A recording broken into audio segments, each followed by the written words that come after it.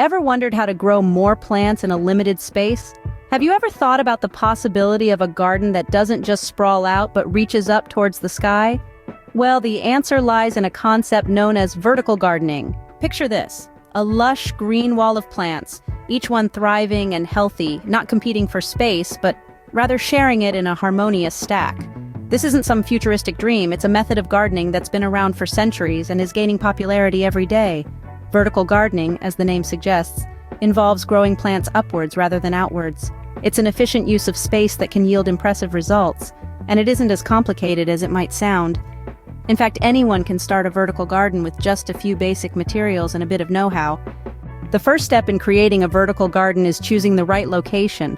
Look for a space that gets plenty of sunlight and has access to water. A wall, a fence, or even a balcony can serve as the perfect canvas for your green masterpiece. Next, you'll need to select the right plants.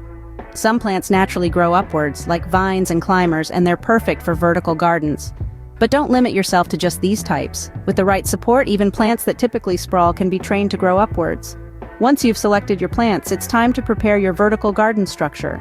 This can be as simple as a trellis or as complex as a custom-built wall of planters. The choice is yours and depends largely on your space, budget, and personal preference. Now comes the planting. Start by planting your chosen plants at the base of your structure and let nature take its course. As the plants grow, guide them upwards using ties or clips to secure them to the structure.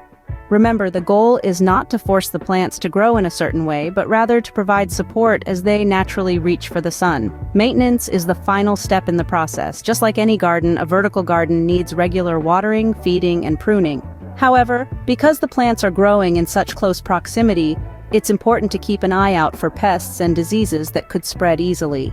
So to summarize, vertical gardening is a space-saving, efficient gardening method that can be done by anyone, anywhere.